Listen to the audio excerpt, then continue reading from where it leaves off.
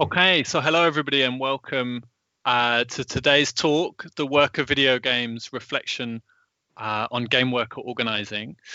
My name is Jamie and I'm the author of Marks at the Arcade. And I'm really pleased to introduce today the two other speakers or player speakers, as soon will become apparent. Austin, who's the former chair of the Game Workers branch of the IWGB, and Emma, who is the campaign lead of the Code CWA campaign. A couple of things just to start off with. We're going to do things a little bit differently today.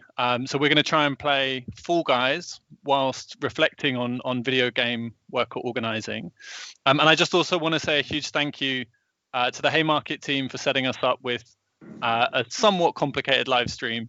And John for believing that this was something we could do. So what we're going to do is we're going to kick off. You'll see how fantastically bad I am at Fall Guys, and we'll see some competition from some of the other speakers. And we're going to talk through a couple of issues about the history of organizing in the games industry, about what's happened more recently, and maybe even what might happen in the future. So Austin, whenever you're ready, should we get into the game? Yeah, can do. All right. Let's go. And so with perfect timing, Fall Guys has also decided to move on to a new season today. So that's my excuse for not knowing how these levels work or what's going to happen. My excuse is I'm just bad. So I thought, while things are loading and we're kind of starting to kick things off, I thought it might be nice just to start talking about how we each got involved in the games industry and thinking about games, just as a kind of bit of background before we get into some of the kind of meatier bits. So Austin, what was your kind of route into the games industry, into thinking about these things? So like 13 years ago or so, or actually no, let's go 17 years ago, I went to a college in Seattle, Washington in the US. And it was basically a school dedicated to teaching how to make video games.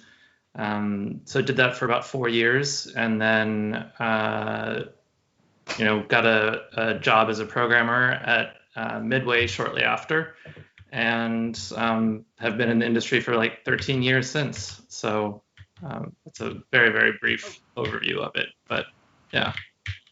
That was also me trying to distract you so I could get the jump on you in the first round. Yeah, I was like wicked not paying attention. Oh. I was like, that's really interesting, Austin, as I run straight off the platform. Yeah, this one's a little bit challenging. And how about for you, Emma? What was your route? Now that I can distract you and get the third round. I need more distraction right now. But yeah, that's a good question. I mean, so I went to a university program as well. Got into the games industry. I actually come out of film primarily as my background, but moved into games over time. Narrative, production, QA. I did the works. I've always been involved with some form of like political and labor and community organizing. I used to run volunteering and also coordinating like election campaigns and stuff. From a pretty oh my god, wow, I cannot focus. But yeah, I've always been involved with a lot of organizing. I think I got my first labor organizer training in high school. As a volunteer for a local in my hometown. So it's always just been a part of what I've been doing. And then when I moved into the games industry as my primary career focus, it just felt natural. Merge those aspects of my lives, I would say. Wow. Terrible. Okay. I didn't make it through the first round. Yeah, I super did not. Austin, did you get through? Yes. Okay, so this gives us a bit more of a chance to talk while Austin shows us his Fall Guy skills. So, I mean, I guess one of the things that's interested me about this is, when you talk with lots of workers today at the moment, there are lots of people who are trying to get organized during COVID or thinking of taking the first steps. And the conversations I always have with people, they say, oh, well, my industry is really specific, or it's really different, or there are challenges in my industry that mean it's harder, or so on. And I guess from your route in, what do you think is like specific about the games industry, or like what specific challenges do you think there were? I guess like compared to film or compared to other places. That's a great question. It's not the answer anybody really wants to hear, I don't think, but my honest opinion is I do not think it's all that unique. In that I don't think there's some magical special thing about games that makes it either possibly hard or incredibly easy. I think when it comes to organizing, it's first and foremost a social activity, right? You're like building relationships, you build trust, you're like building community. Right? That's the primary thing. And that's all very human-centric, and it kind of doesn't matter whether you're working in a coffee shop, coal mine, factory, or or software shop. It's kind of always the same anxieties, the same fears, the same hopes, the same dreams. It's never about just something that's kind of universal in that way. That being said, I think there are some unique ones. Like, for particular, there's such a wide diversity of disciplines in the games industry, and people wear so many hats. Or like programmers who also focus in on 3D art, whatever, right? It's not very clean cut. And I think that is really interesting, and I think that really insists on an industrial union model approach where all the different disciplines are organized together. If you work together, you should be in the union together, not divvied up into 12 different hyper-specialized random little craft unions. So I think that's one thing worth noting. But in general, I tend not to let people off the hook with the notion that organizing a game is like some extremely special, difficult, unique thing. It's just a challenge and new to the industry.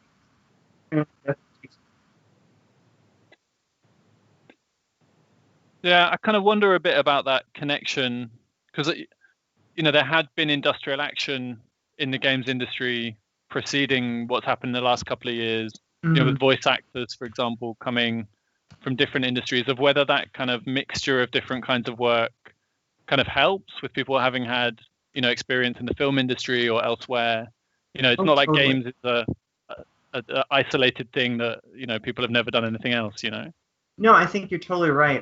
There's little seeds from other pockets of organizing that I do think have really helped. I think SAG-AFTRA is definitely correct. There's a fair bit of animators who have had prior experience, editors, things like that. Writers, I would also say there's actually quite a few now that I'm thinking about it. But yeah, there's a fair number of disciplines that have had experience elsewhere. I'd also argue the games press has become increasingly unionized over the past 5 to 6 years, and that has really resulted, I think, in a remarkable shift towards more and more real professional coverage of the industry, not just, wow, this new game's out, let's all, obsess over whatever the latest EA thing is. But instead, we get that too, and that's great. I like reading that also. But, we also tend to get more deep dives into the back end of what the industry really looks like, what it's like to live and work in it, what are kind of the guts of the industry, right? Which I think is really interesting stuff. And I think that allows the audience, the industry, and, the press to kind of engage deeper and deeper in actual substantive coverage of the industry. And that, I think, also helps build, a general cultural knowledge that's really helpful for work.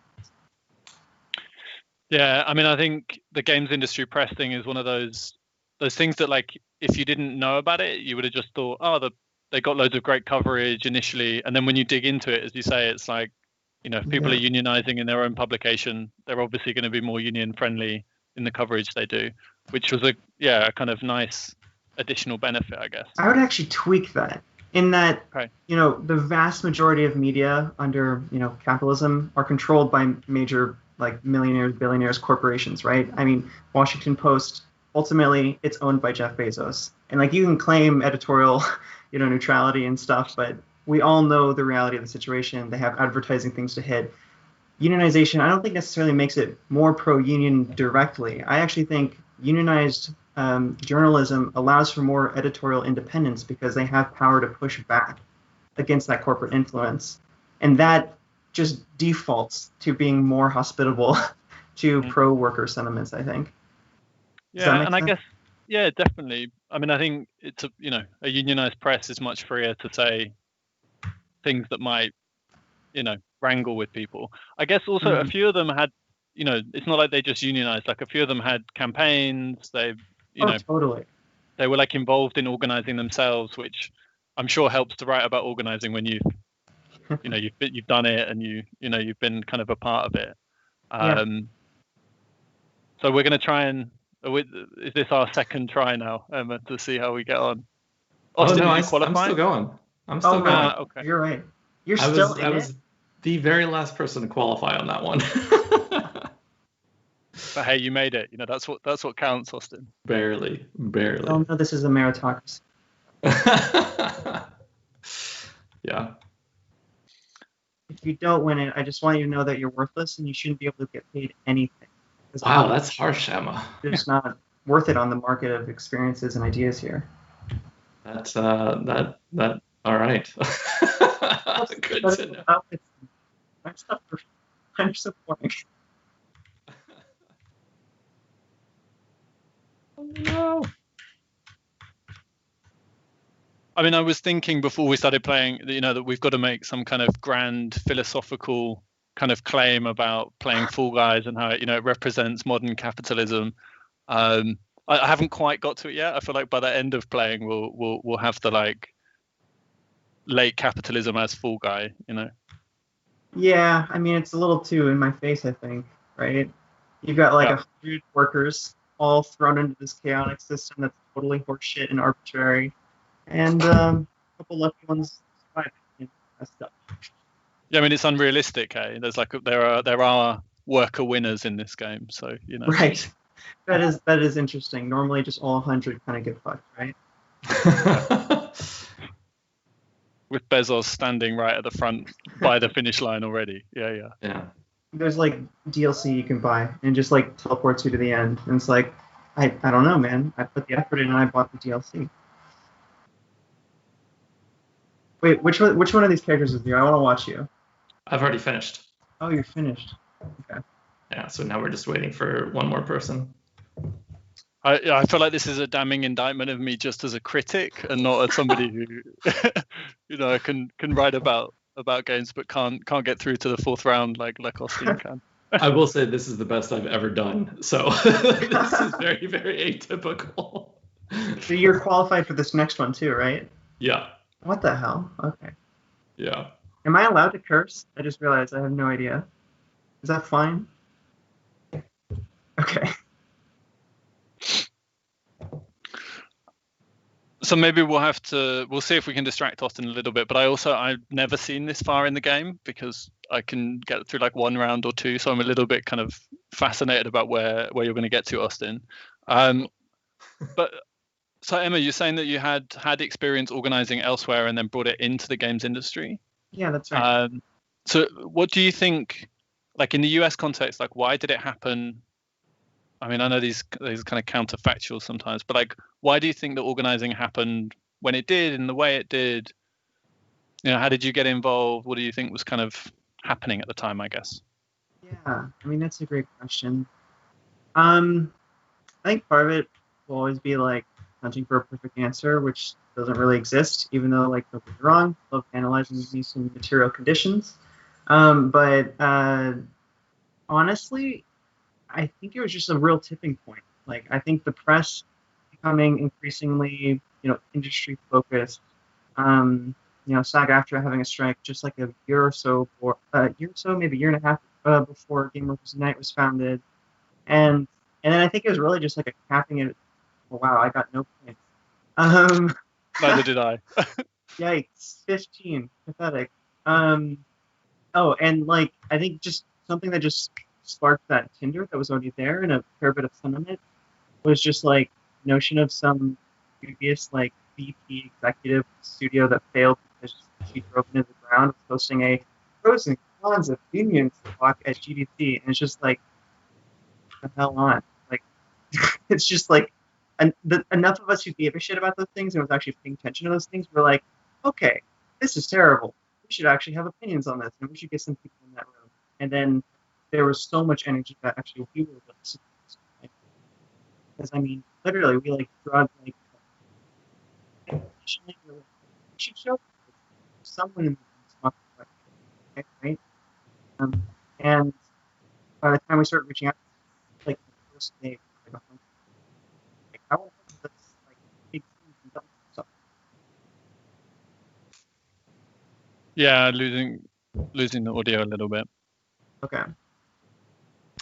And can you ready up when you get the chance? Let's do two things at once. And I guess just while we're getting that sorted, it might be worth just for people. Not everyone, I think, will know what GDC is. Yeah. Because yeah, I can describe that if you want. Yeah, that would be great. So GDC's the Game Developers Conference, which is kind of the biggest game development related conference every year, aside from this one due to COVID stuff. But usually there's 10, 15,000 people that show up in San Francisco for a week or so and just talk about game development from pretty much every aspect. And oftentimes it's a place too where people can meet up and see each other because we're spread across the globe so much. So it's kind of like a unique focal point for the entire industry. Which I guess when you say it like that, it sounds like a great place to start kind of an organizing effort. But I mean, I guess there's also, you know, as someone who has to go to conferences from time to time, they're not always, it wouldn't strike me as necessarily a place to do some of those things. So it's a bit kind of, I guess, yeah, it gave a focus point to people perhaps. So yeah, I don't know if you wanted to carry on that thought, Emma. Not trying to distract you from this one. Oh, are you sure? Because you keep targeting me every time we start. I think Austin's paid you off or something. Oh my lord. It's not a like US UK divide, you know. Well, I've got allegiances on both sides, so that's true, Austin. All right, well, I'm going to distract you, Austin, now. Sure. So how did you get into all of this? Yeah, basically I saw what was happening at GDC, and I was in London, so I wasn't actually at GDC, and saw like all the news reports and everything like that, and basically followed the Game Workers Unite account on Twitter, signed up for all the emails and stuff like that, because I've had some of the typical experiences in the games industry with like excessive crunch and bad treatment by employers and all that. So I was pretty keen to try something new, and then the UK chapter of it came out, and they had a meeting in London in August of 2018, and so I went to that, which was one of the bigger meetings, the first ones, and just started getting more and more involved after that, and eventually became chair much later on. And it might also be worth just explaining what crunch is for some people, because it doesn't sound as horrible as it actually is in lots of ways. Yeah, it's kind of a nefarious term because it sounds cutesy, but what it is basically excessive overtime, which is oftentimes unpaid. So overtime upwards of 60 or 80 hours a week, and in some cases it can be like 110 hours a week or something like that, which basically means you are working, 14, 16 hours a day. You go home, you sleep a little, and then you go straight back to work. So it comes with a lot of pretty serious issues, some health issues, some both physical and psychological, and oftentimes this can go on for months or sometimes years even. Also worth noting that I think it really impacts the quality of the game too. I don't think, I was a former production manager, and I don't know, just shoving more crap into a small period of time does not necessarily mean you get a good big quantity of content. Usually it's just people are dead and are just trying to slam jam it before it's done, right? that's not gonna make a quality game. So it's like kind of bad for players, bad for the company, bad for workers, in my opinion. So why do you think it happens? Oh, because it's just like really basic short-term return on investment. That's literally it. It's not good for the long-term health of the company because you get brain drained and stuff because people burn out and don't do good work. And then, yeah, I mean, I'm gonna like cover my other screen. Um, yeah, I mean, in the long term, it's gonna make a less stable, healthy workforce. And it's gonna mean worse and worse games over the long term. You're gonna have less seasoned, serious people who are gonna stay there because at some point they just want to get whatever. And yeah, so that's a long term problem though. Like when short term, on the studio, project managers are really focused on just like we gotta get this out of the door. We have to hit this milestone by this deadline because the publishers arbitrarily said blah blah blah, or we just arbitrarily said blah blah to the publisher, and that's it. Right? It's just very. Yeah, and I guess it's a kind of very traditional workplace issue in lots of ways. It's like getting people to work without paying them for all their time. Pretty much. Yeah. And if you're getting someone to work 100 hours a week versus their 45 or whatever they should be working, you're getting double time for the same wage. Although, as you say, probably, that extra chunk of time might not actually be adding that much to the game. Hey. Yeah. I think there's a sense of actually like toxic masculinity that goes along with it too.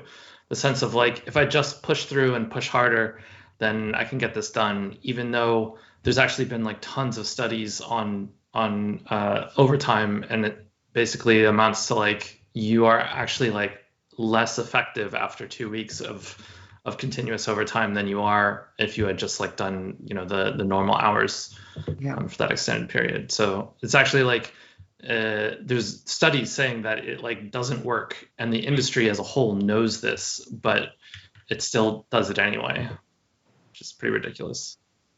Yeah.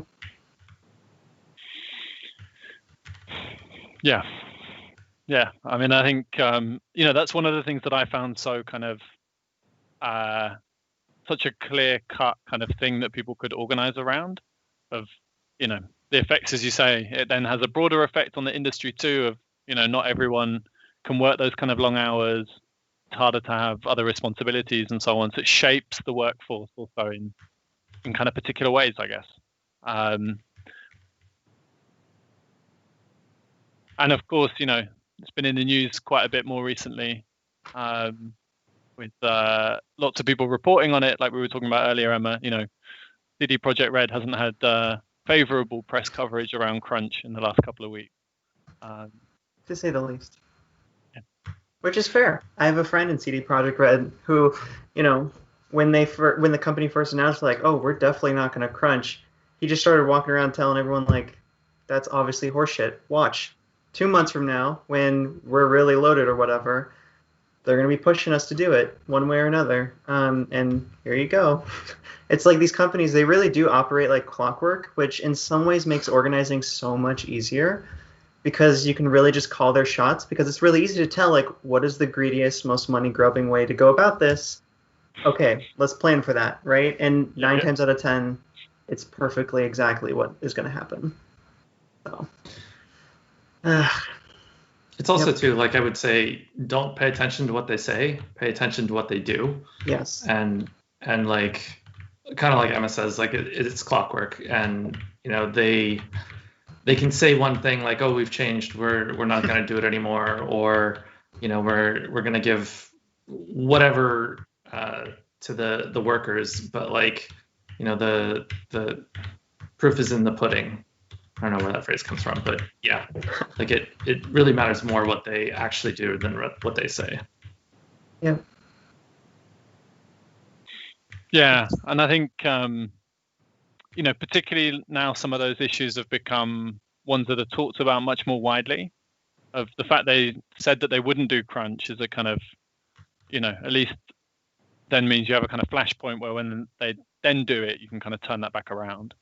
Yeah, and that is productive in that way. Like, even though ultimately words don't matter, but it is good at shifting kind of the mental state. And the companies think, oh, we need to advertise that we're not doing crunch and we're not driving our workers into pits of despair. That way we'll sell more, right? It's at least something, but I don't think just, marketing pressure is the right way to go about it. Obviously, the thing we need is like us, the workers, to actually have agency and power over our own lives, not just being thankful when the parents decide to let us not burn out and crunch. Yeah. And so I lost that one. Oh no. Oh god, that means the pressure to play is back again. We've had I was getting really comfortable. We've had one question come in that's actually directly related to this, so I think it's worth us thinking about. Someone saying, do we think it's possible to make big modern games without crunch, or does the format of these massive 60-hour plus open world games require it in some way? No, not at all. I mean, I think it's absolutely silly because there are just thousands upon thousands of people who make these games, and you could just have 1.5% more people, right? Just like hire more people, and Lord knows these games make enough revenue. Like, we're talking about games that bring in multi-million-dollar revenue, and there's massive profits that go directly to, really fun CEOs who definitely do a lot of work and are really valuable in their companies. And like, no, we could just pay people more. We could hire more folks. End of story. Yeah, I think that anytime a company crunches, it's basically a production failure. Either they could, hire more people or cut scope, essentially like do less, or oftentimes it's even just like there's kind of like a certain type of perfectionism that's within the games industry as well, which is like, oh, this has to be perfect, and one person constantly changes their mind, and so like just being okay with going a singular direction and not constantly changing your mind. Like there's all kinds of ways to like help mitigate production issues, and the games industry barely does any of them a lot of the times, and so that's why things go out of scope, and that's why things like run long.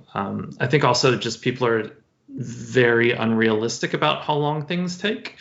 And so they'll say like, oh yeah, I'll have this done in a month, and like 5 months later, they're still working on it.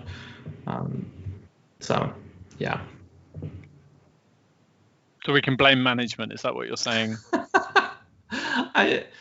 I think to some degree, yeah. I mean, like if a company is continually producing something and it takes way longer than they say it's going to, then it's management's responsibility to own up to that and say like, yes, that's our fault. Like, we're not running the company well if we are constantly a year late or 2 years late or something like that. Like, that is absolutely their fault. Can I provide a bit of a counterpoint? Like, I kind of think it's also on us too. Like, don't get me wrong. Management is the one who has power in the situation. They control the finances. They can definitely fix these things if they want to, assuming it's a stable company.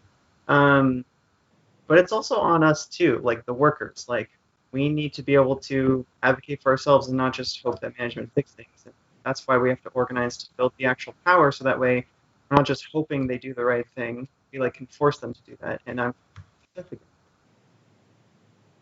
Yeah, that's a very good point. Yeah, that is a really good point. I just think there's like a real dialectic kind of tension between that, where like we're pushing for worker agency, but there is a reality of like managers have the power, but like we can't use that as a cop out of like, well, everything's bad and that's the manager's fault. Well, maybe we could get together and fix that shit. Yeah, I think maybe there's a distinction between like the people who are capable of doing it versus the people who are responsible for the outcome of it. That's good. Yeah, I like that. Oh, I'm so not going to qualify on any of these matches. I guess we haven't really explained much of this. Is we're trying. Austin is so far the only one who's really been able to qualify for any round. So we've watched a bit of Austin playing, but I think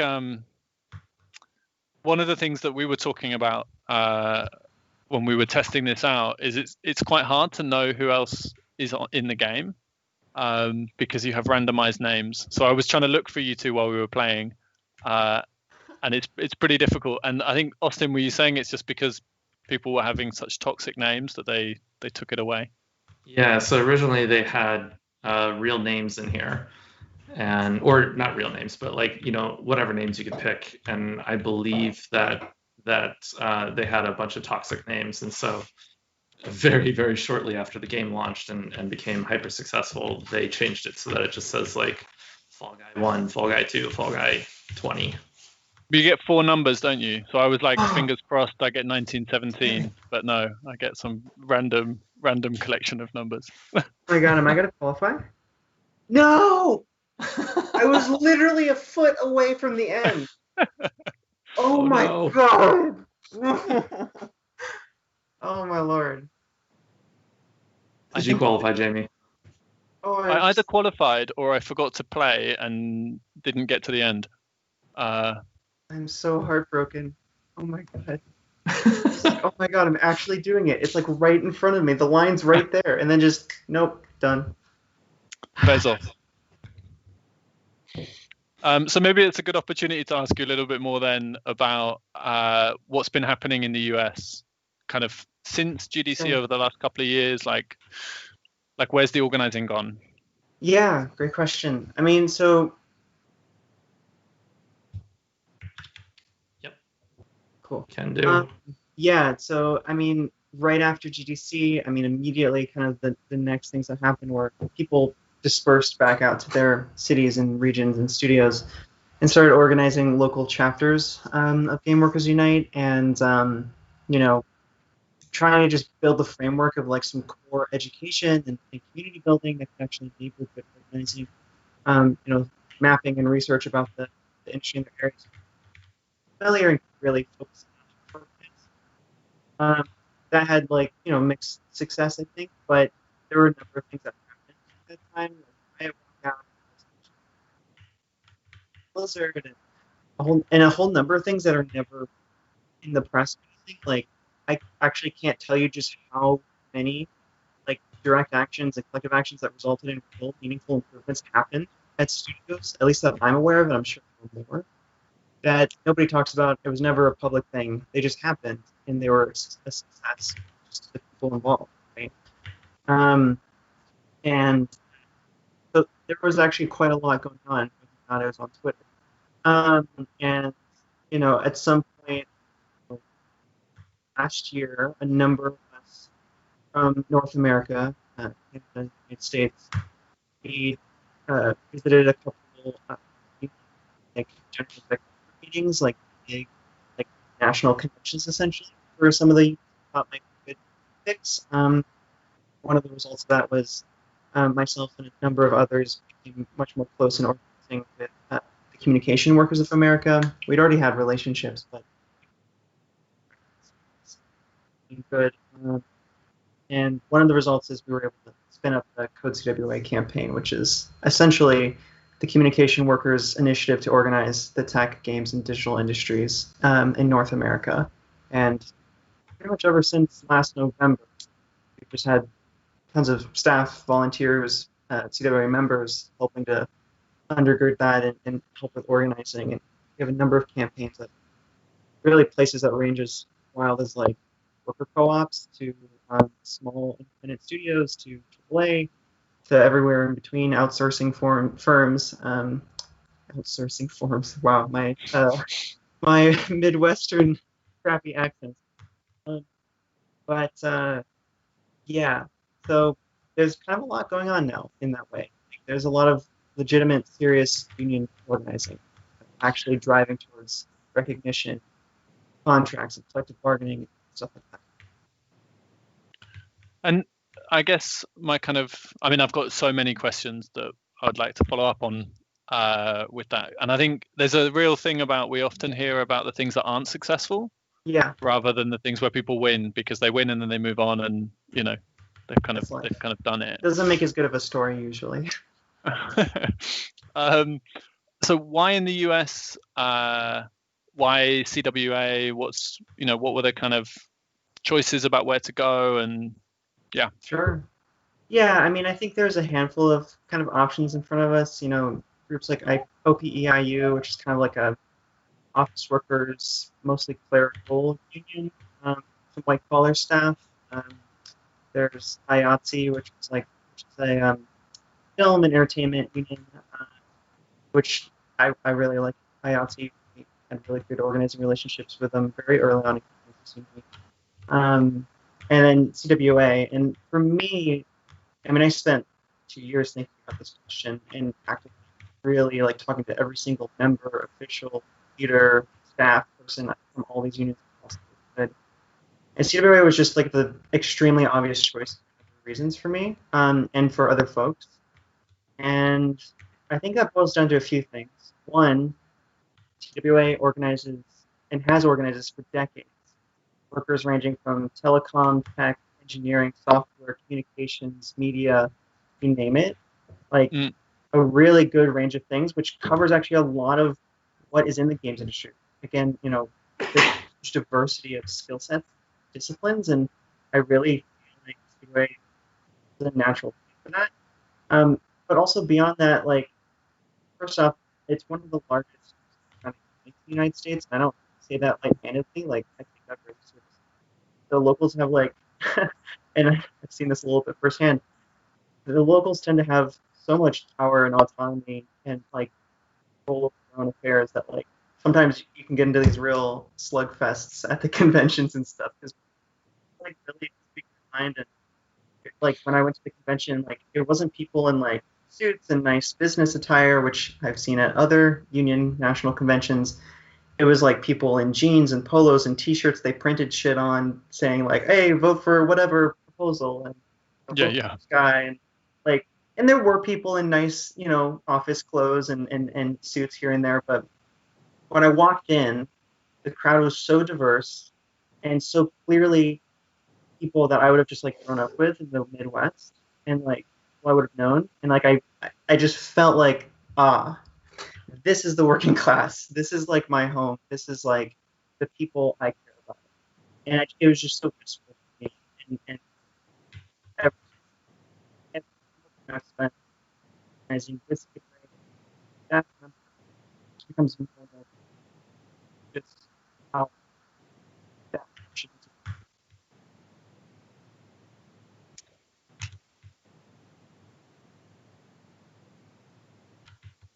Oh, you lost my audio? I think whenever the game has a lot of sounds, your audio cuts out a little. Oh, okay. Yeah, the game is intervening to stop you talking about the Midwest working class. Oh, don't get me started with post-industrial America. Can you hear me again? Yeah. Okay, cool. I will just like turn Steam all the way down and play silent. Yeah, I mean that makes a lot of sense of why to join an organization like that. I mean, I guess, you know, although we've kind of had this thing about you can't really discuss successes sometimes because they kind of move on. Like, have there been any moments that you can talk about that kind of give a sense of where things are up to in the US? Yeah, totally. I mean, obviously there's all kinds of stuff like the riot walkout around forced arbitration and the improvements they were able to make. You know, the Activision Blizzard stuff, tons of things I can't really speak to presently. There's also the Voltage game writers strike, which if people aren't familiar, at Code CWA we were working with these video game writers who work on a mobile narrative game, and actually one of the most popular in the entire genre.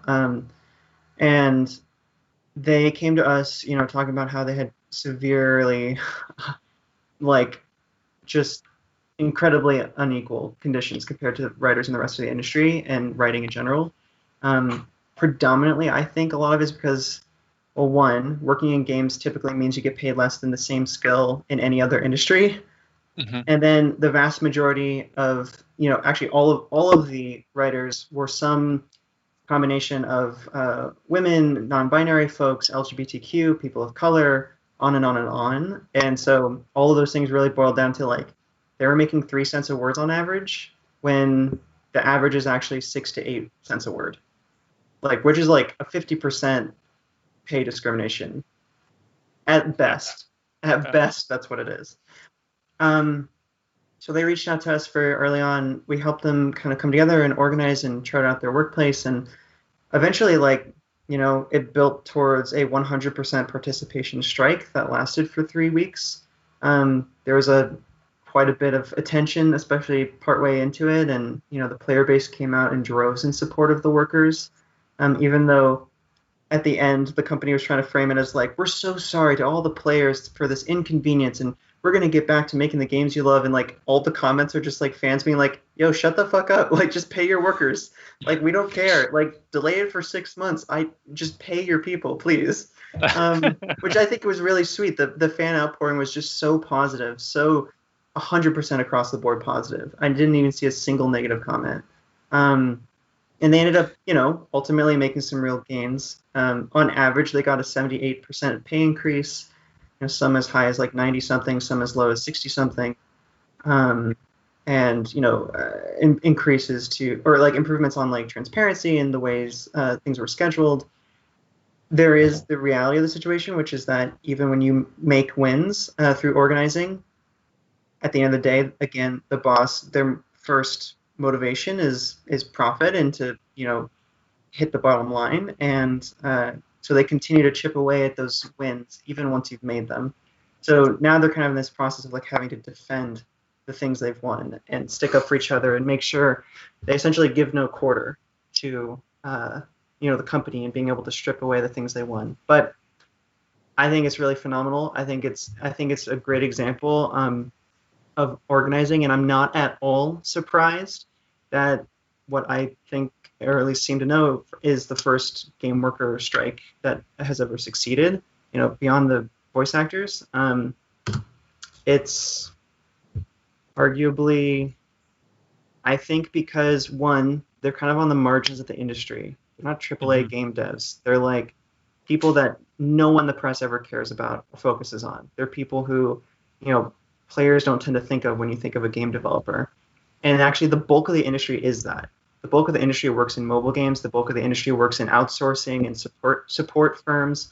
That's actually where the industry is. So I'm not surprised when you look at the political economy that that's where organizing really took off in an effective way. Mm-hmm. And I also think being from marginalized backgrounds, I think really fed into the notion that they knew they were going to have to fight if they were going to get anything out of this. And they weren't willing to give into the notion that maybe if we just ask nice enough, things will work out, you know? Definitely. And I feel like we should ask Austin about what has happened in the UK so that maybe you and I can get a slight advantage in this round, Emma. That's fine. Because it is possible for us to get through to the second round as well, although not like this. Are you sure about this? Yikes. What the? Oh my well, God. I'm getting wrecked right now, so yeah. Sorry, go ahead, Jamie. Yeah. No, I was just going to say we need to distract you now, Austin. So, what's been happening? So I would say the UK kind of started shortly after the big 2018 kind of event with at the Game Developers Conference. And like I said, the first kind of big meeting in London was August of that year. We had a number of other meetings, and then eventually ended up forming as a branch of a union, the Independent Workers of Great Britain. And I guess maybe it's good to clarify a little bit kind of the slight differences in unions between the UK and the US. So in the UK, unions are unattached from workplaces, and you can join, or often unattached. And so you can join a union even if you don't have recognition at your workplace. And so in the UK, it was much easier to kind of decide to join up with a union and form a branch. And then all over the UK, we had members kind of join up from tons of different companies. to form the branch. So what we've been doing over the last, I guess, almost 2 years now is it's kind of expanding on the branch, recruitment, helping out members who are in the branch with legal casework. So we've had 32 cases with our legal department, and won over 100,000 pounds for our members. And so what we're doing now is we're basically trying to, I guess, organize, focus on kind of individual workplaces, and more work towards the collective bargaining agreements that we can get by having large amounts of workers as members at the workplaces. Was that you getting disqualified, Emma? Yeah, of course it was. I think I squeaked past in that one. Well, I didn't even make it past the first one, so y'all beat me. I was the last person to qualify in the first one, and yeah, that probably didn't bode well for the second round. So Austin, in terms of, so that's the kind of like getting the basic trade unionism happening, like defending people, winning cases and so on. Like, what do you think has changed in terms of like the organizing more, like how are things developing? What do you think is kind of coming next, I guess? Yeah, so that's a good question. I'd say when we first started, kind of the big thing was that as a whole, the industry didn't really know that much about unions. And so a lot of what we were doing was just kind of education of, like, this is the basics of a union. Like in the UK, you don't just like, you don't have to tell your employer that you're in a union. They're not allowed to ask, that sort of thing. And what we're doing now is like, which is kind of neat, is that whenever someone has an issue and there's kind of community groups, oftentimes the first thing that they will do, that I've seen people do, is like, hey, have you talked to the people at the union about your issue? And so like it's really changed the way that people think of the industry as like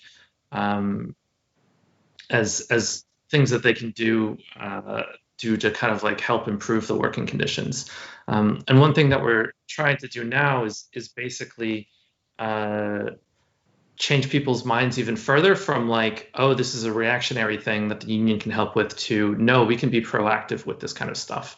We can improve workplace conditions at individual workplaces before things go bad, or respond to kind of like issues that have been there for a long period of time. So like the systemic crunch that we talked about earlier, or some of the harassment that the industry had a lot of articles written about and was publicized earlier this year and the previous year. So it's more kind of I don't know, like it is formalized in people's brains that a union is the thing that like can help them, but I don't think that the industry as a whole has really understood like kind of the stepping stones of like, okay, now that we have a union, what's kind of the next step? Like how do we take that and like get our workplaces to get collective bargaining agreements, to like push to make changes at the companies, that kind of stuff. So those are the kind of steps that we're taking next. So I think we have time for one more round of Fall Guys, and then we're going to take it to Q&A. Okay. So if people have any questions, please do start. If you have questions for Emma or Austin, or challenges for how badly my Fall Guys was, please do send them in. And I think there's a lot that we could kind of, I think what I've found so kind of fascinating is seeing this kind of go from the things that happen at GDC to the formation of different kinds of unions and branches, kind of following things along and seeing the progress along the way. And I think, what are we now, 2 years after, maybe longer from that GDC? Almost going on 3, actually. Yeah. Early next year, it'll be 3. I've completely lost like any sense of calendar time at the moment. It's like it's sometime in 2020. But yeah, I guess it must be, yeah, because would it be March 2021 would be 3 years? Yeah. Yeah. It's interesting. Like, I think kind of one of the things that for us in the UK, at least for me, is that it took so much work to kind of get up to the point where we formed a branch of a union. You know, tons of different meetings, figuring out a constitution and like, you know, the fee structure and like basically everything about a branch, and then figuring out how to like run the branch and you know how to involve members and everything like that. And like it's just been like I never thought like in my brain, because I was so inexperienced, I was like, oh yeah, we'll have like a significant portion of the industry unionized in like a couple of years or something like that. And then now that I'm like 2 years into it, I'm like, oh my God, this is like a monumental task. But like also at the same time, like I can see so much progress being made. And so I think initially I was like, oh yeah, this is going to be a couple of years and we're going to have like huge wins. And now I can see it's much longer term than that, but I can also see that like it's going to be pretty significant. Like we're going to have huge steps along the way that are just going to be monumental and fantastic. I feel like it's kind of interesting, the dichotomy between like union legality and kind of culture in the UK versus the United States, because like, wow, I'm about to get killed. You know, I think there's something about having less protections in the United States that's kind of interesting, in that the only way to join the union, like you can't join as like I want to pay dues and I sign up and boom, now I'm in the union. The only way to actually do it is to like engage in class struggle and like actually organize your shop in total. Because you have to like win an election or get recognition and force it as a majority. And there's something about that I think crafts also, wow, I'm super dead. But yeah.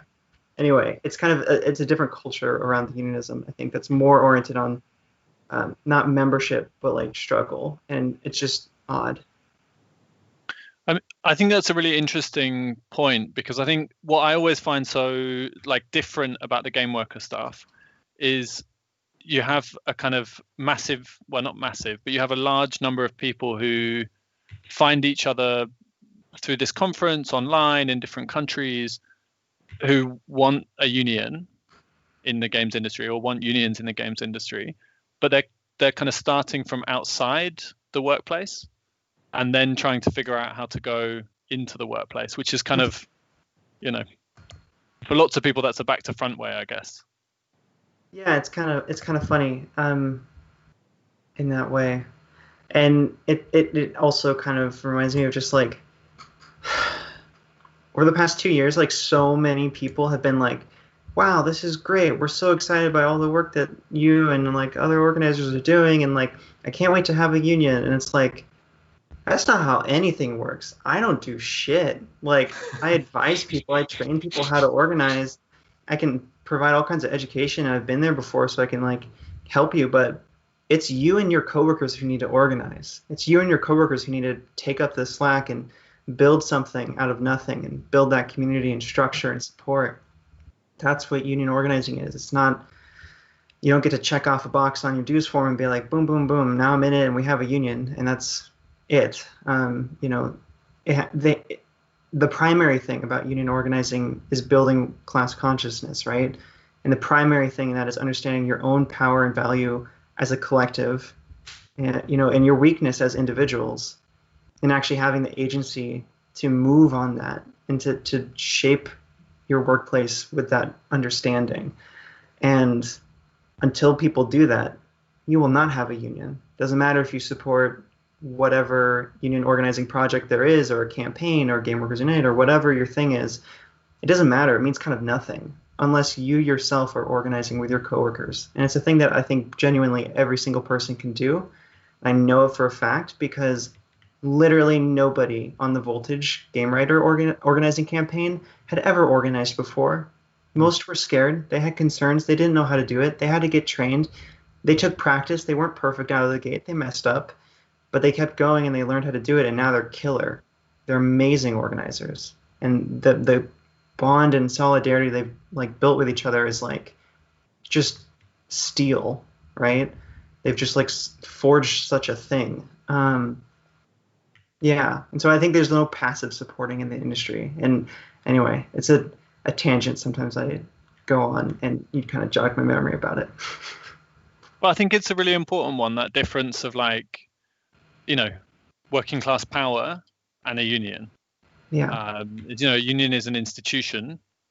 And there are many issues with unions in the UK of that similar model of, you join one of these large unions, you pay your dues, you're not expected to participate in anything.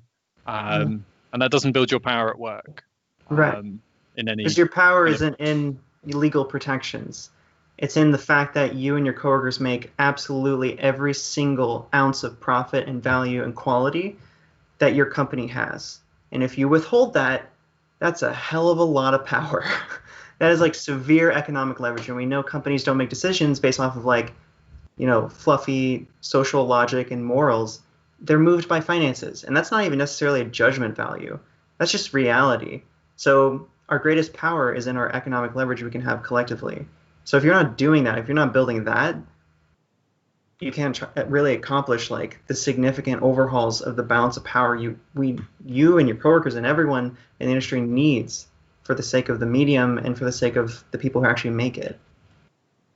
And I'm sure I've told Austin this story so many times, so I'm sorry, Austin, but for everyone else it might be a new one. Is when I had the ideas about writing Marx at the Arcade, I went to a game studies conference and talked to some people because I was like, I want to figure out a bit more about, what other research has been done. And I remember this really senior like game studies professor came and talked to me, and he said, Jamie, the problem with you Marxists is you see capital and labor everywhere. And he said, so when you look at the games industry, you see capital and labor. What you don't understand is it's not like that in the games industry. And it's just because you're a Marxist that you see these things. And he said, there won't be unions that grow. There won't be these things because I used to work in this industry, and this industry is different, and so on.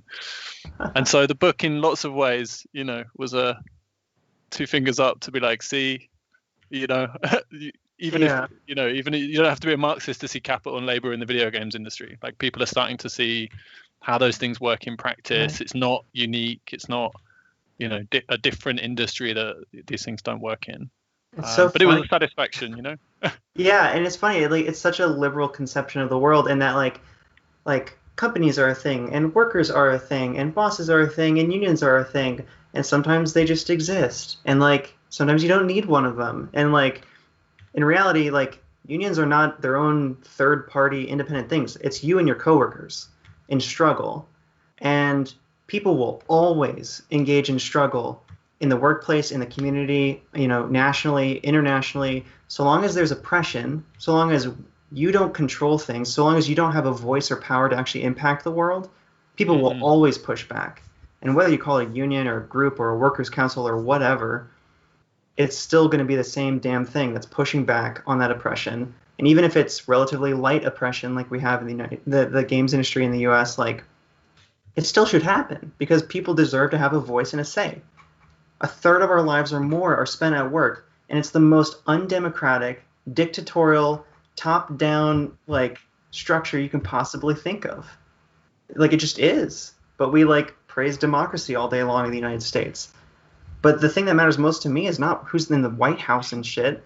It's like the person who's impacting my day-to-day, who decides whether or not my family can put food on the table or pay rent or, have a decent career.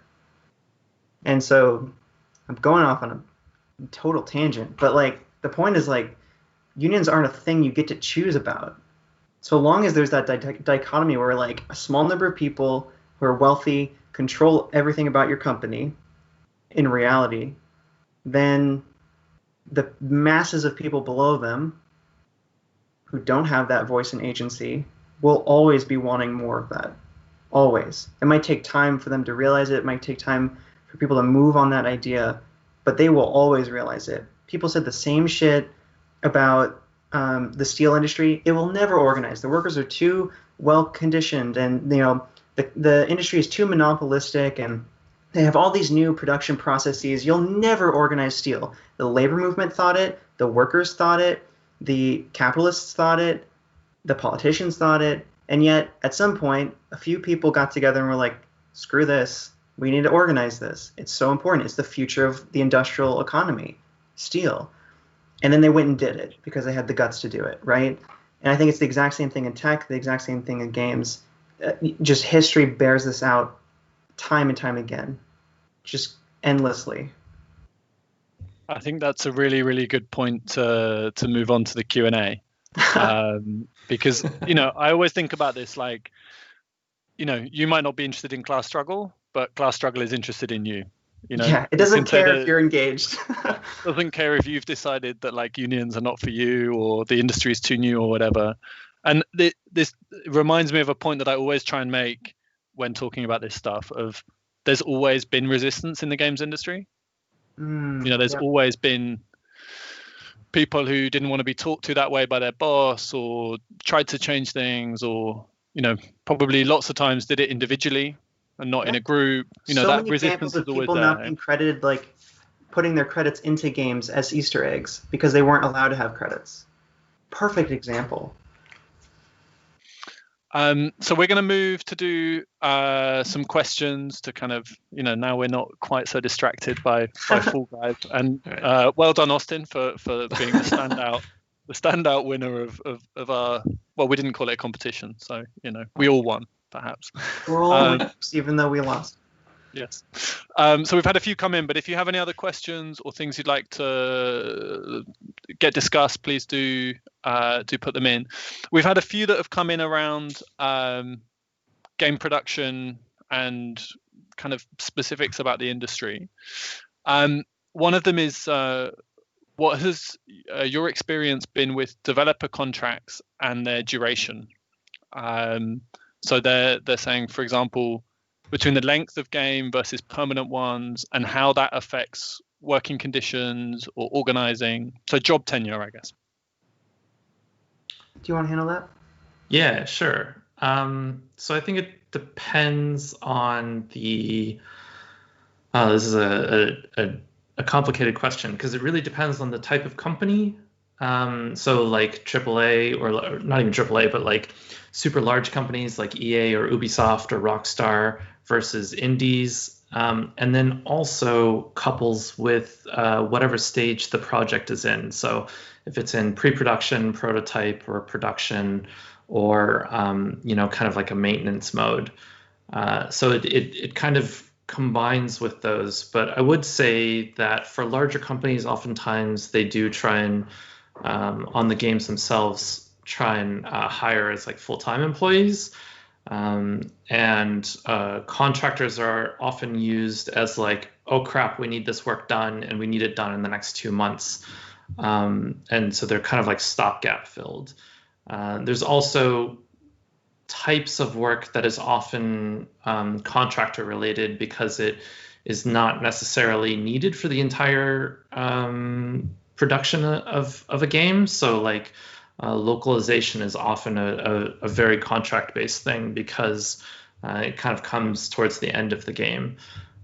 So it really depends is the answer. But I think for a lot of staff, maybe like the people who have been working on the game throughout the entire life cycle of it, they're oftentimes the full-time employees, and then they're augmented with contract staff. Now, this is true for like kind of the people who directly work on games, but there's also kind of the support staff. So there are companies that are dedicated QA, and oftentimes they will have solely contract with the QA staff. So the companies will contract out to the QA companies and use them that way. So the direct games are full-time employees, and then kind of everyone surrounding them is often contract. Does that answer that question, I think? Yeah, I mean, I think, this stuff matters for how secure people feel at different points, or, if localization happens at a certain stage, when those people could take action is going to be shaped by the kinds of deadlines they might be working around, I guess.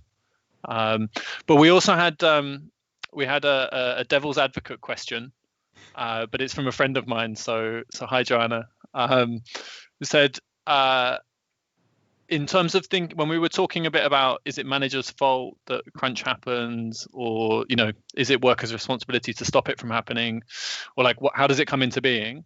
It says how to counter these things.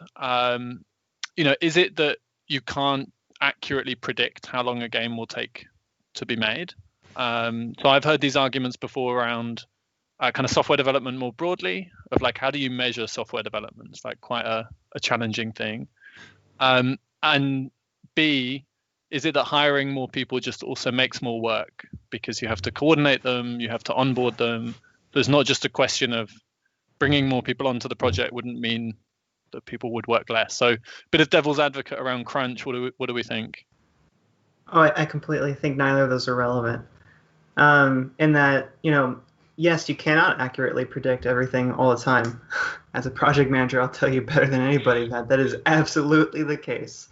The problem with that is, okay, there's no reason to have arbitrary forced decisions based off of we just happen to have it done by this arbitrary date. If it's just clearly going to take more time and that becomes the reality, extend the time. Or estimate much better, which no one ever does in the industry at this point, at least that I've seen, which is like, theoretically, you're supposed to be like, we think it's going to take this much time. Let's multiply that by 1.5. But like, people don't want to do that because last time, well, we did crunch it into X amount of time. So this time we're just going to book that ahead of time and then we're going to crunch it even harder, right? It's like a slippery slope the other way, actually. The other thing with like hiring more people, it does create more work, but not more work than you're relieving, because one production coordinator or what have you, can easily work with like 10, 15 people. So you're paying for one more person to manage a whole lot of other people to be way more effective, way more efficient in their work as a collective. So it's not like some kind of exponential runaway cost. It's actually not that big, I would argue. Yeah, and the other thing is like, yeah, I think you don't have to necessarily hire people. I think the main thing is really let it take more time. Yeah, I think that there are ways that you can kind of mitigate the production issues. Basically, like build in the buffer time, like Emma said, like the 1.5 time, or just have contingency plans is really another big one of like, okay, so what happens if this takes longer than we think it's going to? What are we going to do then? And oftentimes companies don't even do that. They'll say, literally, we have to make it by this time, otherwise, we're all going to be screwed. And so therefore they don't come up with contingency plans, and therefore the workers feel stressed when they can't hit that, and they know they're not going to hit it. So it's just kind of like lying to themselves and then saying we have to fit this lie. And for the like hiring other people on, definitely like as a long-term thing, it's absolutely something that can be done. Oftentimes what I have seen, however, is like they don't hire those extra people until right near the end when they realize like they're really not going to make it. And then so they maybe add a couple people on, and there's a famous book called The Mythical Man Month, which basically says like you can't add people to the end of a project and expect them to like ramp up right away and be effective. Like it takes 3 to 6 months to become really effective on a team. So I have seen like people throw other people onto a project near the end of it, and it's just a disaster because like they don't know what they're doing, like they don't know the processes of the team. And so in that sense, like adding people early on, great, absolutely, please do that. Adding people like right at the tail end, don't do that. And the problem with that is like, our companies are so often reactive instead of proactive. They want to respond to, oh, okay, actually, we really do need to invest in having more people. It's just becoming a crisis, and they like want to throw something at it like a band-aid, but it's not. It's structural, and to your point, like fix it ahead of time. Be preventative in the way in which you design your company. Okay. So we've definitely engaged with those devil's advocate questions. So hopefully that was the kind of debate that they were hoping for. We've got another one which I think also brings up a couple of things that we've touched on kind of briefly at various points, which somebody asks, it's usually just dismissed or used as an insult, but the far right has used games and games culture to recruit to their cause. Is it possible for the left to do the same, or is it just hopelessly right-wing out there?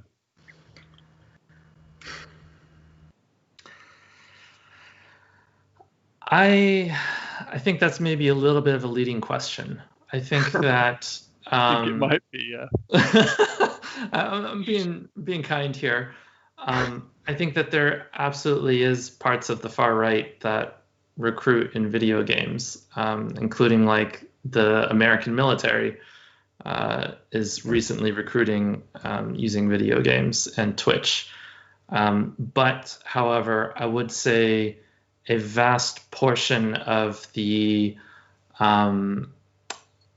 game workers themselves are pretty significant to the left, and are willing to, if pushed and taught, are willing to try and what's a good way to put this? To advocate and work towards the things that I think would improve the world. I have opinions. So, I mean, I think the biggest problem with this entire framing of the question and conception of like solutions to problems that I don't think are problems is that so often the right is not engaging people into active work. In that I mean, like, they're creating a culture, they're creating a rhetoric, they're creating like a mentality, and they suck people into forums and games and communities and blah blah blah, with their kind of worldview. The difference is we don't want to do that. I want to move people at their workplace. I want to build community structures. I want to like build structure that aids in the working classes having power and actually agency, and that takes a ton of work. And I don't think, I don't think it's a matter of like social recruitment through, mediums like this. I think it's a part of it, and like obviously we're sitting here playing this because it's fun and it is a thing that draws people in. But I don't think that's the solution. I think the solution is getting off our asses and talking to our coworkers for once about the things that really matter and actually building that stuff IRL. Not to sound like a grandma, but yeah. I feel like it's almost irrelevant to me in the way that I think about it. I think it can play a role, but I don't think it's like some existential problem for the left. I think the left in the West is just really fucking lazy more than anything else. Like the left in the West is pathetic. We're so weak. We don't want to do real struggle. We like to talk and read, but we don't get out there and put that theory to practice. That's the actual problem. Problem that we like would much rather divide ourselves into like 60 different camps of hyper nuanced, ridiculous sectarian groups than actually be like, hey, person in my apartment building, let's organize a tenants union because fuck the guy who's like driving this property into the ground, right? That's the actual problem. So to me, it's definitely not a recruitment issue because I mean, I'll also tell you, like, I've seen people who are essentially like proto-fascists in the games industry flip completely 180 after you get them into union organizing, and literally a year later they have like a really solid class analysis and they see things totally differently.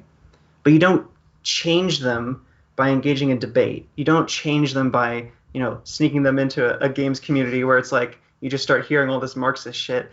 Like, you change them by forgetting the politics, leaving it at the door, and being like, hey man, you, me, our coworkers, everyone around us has X, Y, and Z problems. We need to fix it, and the only way we're going to do that is if we have the power and voice that is necessary to make that change. And if you can move them on that, and if you can get them pushing against boundaries, if they can start testing the power structure at work, if they can start organizing with their coworkers, that engaging in the class struggle will teach them everything you're wanting to lecture and culture people into being, right? I think there's nothing better than actually doing the organizing and class struggle to change people's politics. And yeah, don't get me wrong, like there's a political motivation definitely behind a lot of the work I do, but lecturing people about it doesn't mean anything. And building, I don't think gaming culture around leftist stuff is the answer either. I think it's just a cute thing that is a part of the general flourishing around this kind of new culture, if that makes sense. I think that makes a lot of sense, and it strikes me that maybe like Twitter is too much of a focus for some people than talking to people at work. But I'm going to play the tiniest bit of devil's advocate here, because I mean I agree with you. I agree with you. I'm a union member. I organize at work. These are things that I think are really important to do. But I also think the left should be able to say things about culture. Oh, totally. And I think one of the things that really struck me is, I grew up playing video games, and then I became, a Marxist, got involved in organizing, and those two worlds seem to be completely different. They kind of separate out. And I think being able to intervene in culture and talk about culture is not the only thing we should be doing.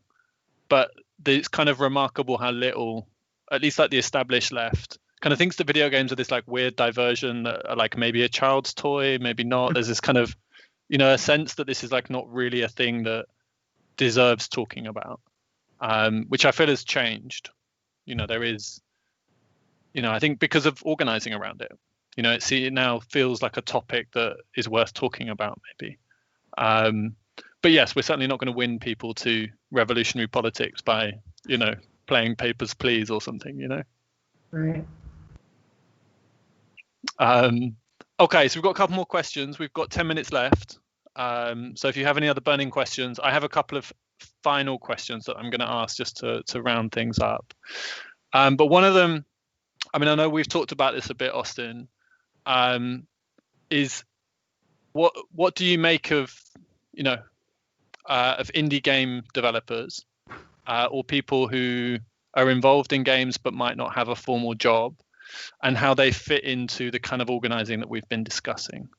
And it might just be worth, for people who are a bit less familiar, just giving a quick sense of like what indie work patterns are like, maybe.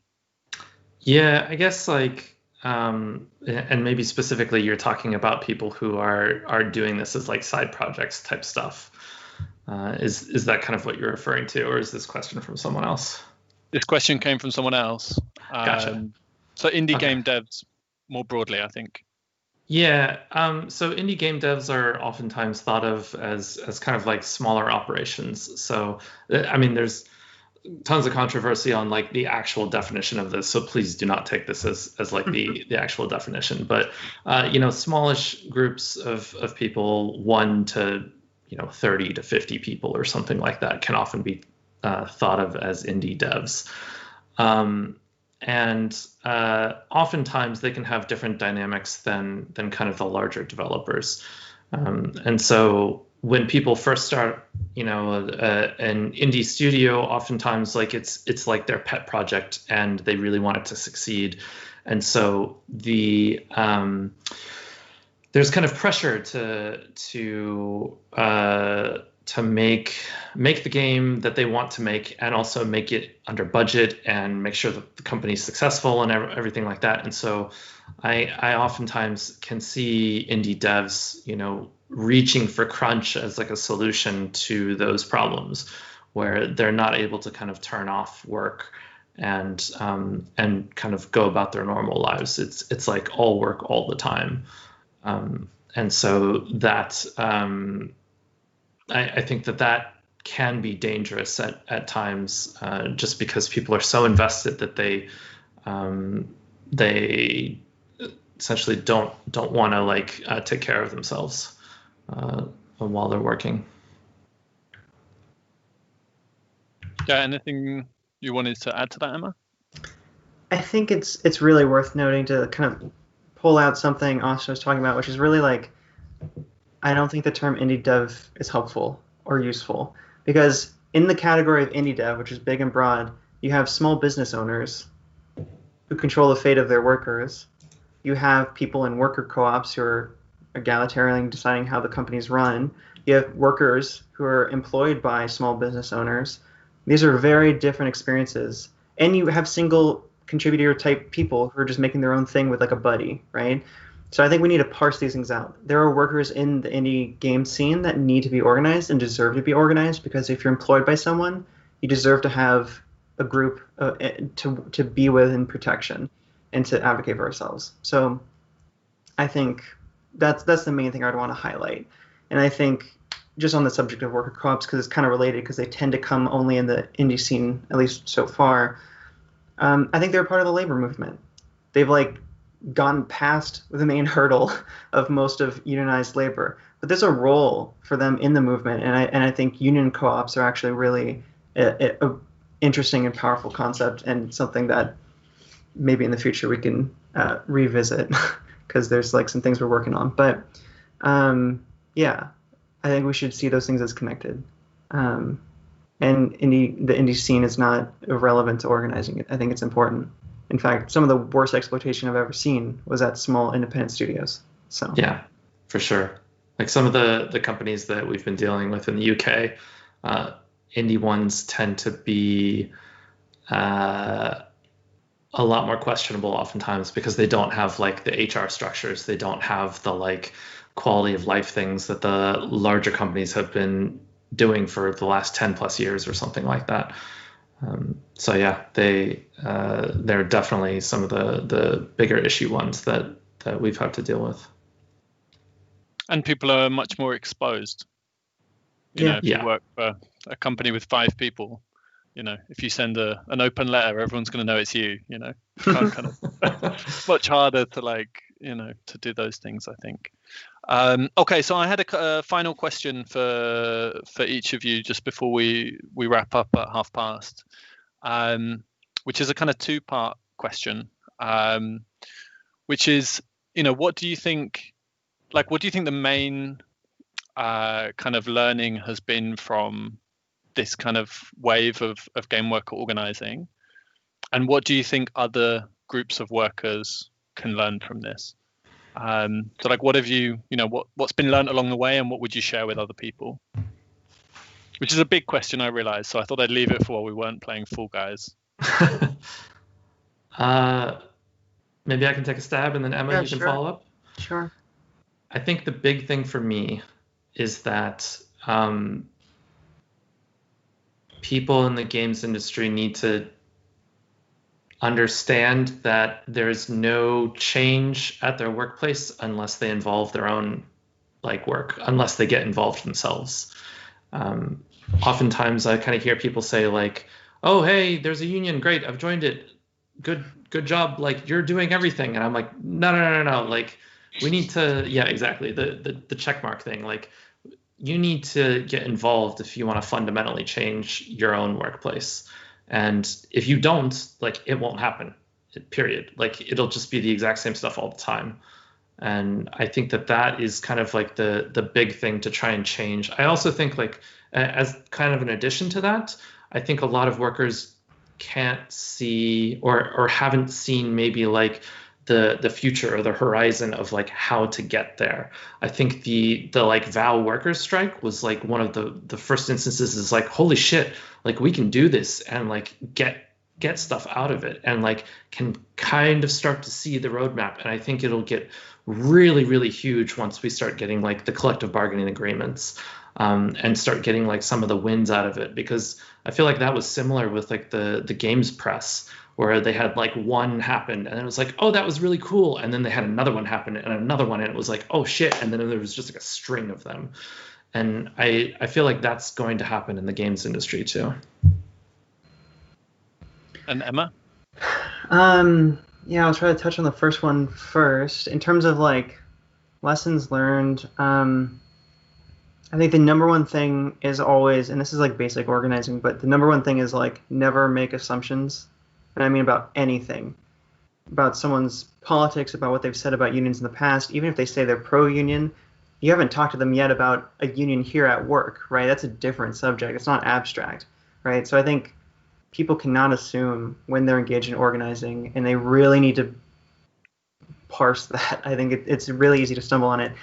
Related, I think, is also like the things people say do not matter at all. Don't give a shit about what people say. Give a shit about what people do. And that means on like all the people who talk and talk and talk on Twitter about changing the industry and making things better and blah blah blah blah blah, who don't do shit, they don't matter. Stop paying attention to them. Stop thinking about them. It doesn't matter at all. Go and talk to your coworkers. Go and talk to the people you know in the industry. Build community, build organization, get people moving. That is the only thing that matters. What people say does not matter at all. I think something else, perhaps worth pointing to is like, actually, yeah, I'll just end by like just highlighting what Austin said, right? I think we're making little steps into it, right? Like little by little, like the conversation started happening. There's been little direct actions, strikes, finally a strike that succeeds. In Sweden, Paradox workers now have a proper full shop union with a collective bargaining agreement. In France, there's like really good progression on that front too. We're engaged in that kind of active organizing of a serious manner. In South Korea, you have 2 different unions at Nexon who are really active and engaged in doing like proper full organizing. These things are happening. We're getting those handholds back on our industry. We're able to grab the wheel for the first time in decades as workers. And so I think it is possible, and I think the roadmap is becoming clear for people.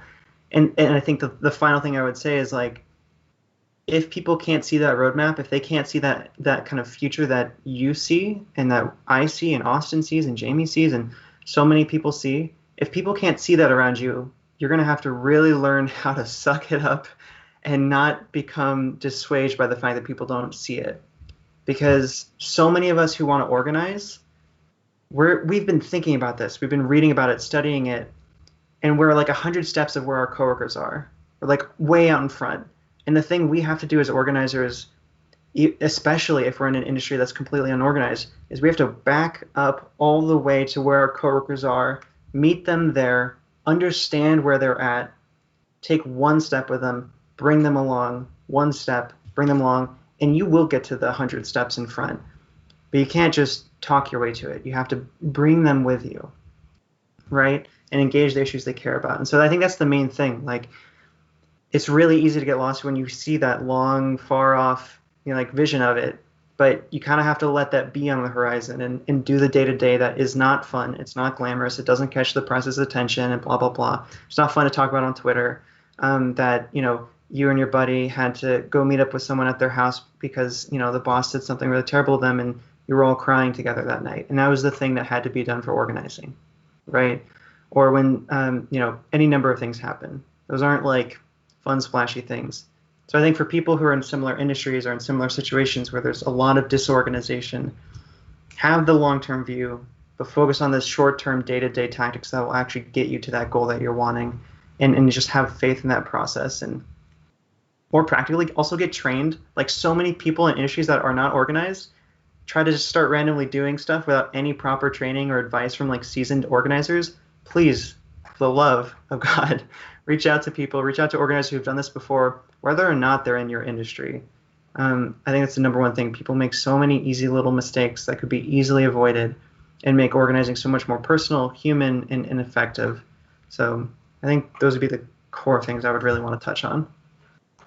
Amazing, thank you. And as somebody looking from the outside in, I think what I find so remarkable about all of it is the fact that it shouldn't be remarkable, is that it's not an unorganizable industry. Like we kind of remark on these things of like, oh, well, this industry could never be organized, but like the steelworker stuff earlier. Yeah. It's like, if video game workers can put in the time to organize, to do the things that you say, so can workers in other sectors, but it means doing that actual organizing. That is not a kind of magic, a magic trick, but is putting in the work and so on. Yeah. but that brings us to the end of the session. And I just want to say a huge thank you to Austin and Emma. It's a real privilege to get to talk to people about organizing in the industry and to talk about Marxism and video games and embarrass ourselves playing Fall Guys. You know, what a treat. And then finally, just to say a huge thank you to Haymarket for supporting the talk, for putting it on, for sorting out numerous tech things behind the scenes. And thank you to everyone who tuned in to listen to us. You can buy Marx at the Arcade through Haymarket. You can see the organizations that Emma and Austin are involved in online, and listen to their advice. Go out and get organized. So thank you very much, everyone, and we'll hopefully hear about your stories soon. Thank you for hosting, Jamie.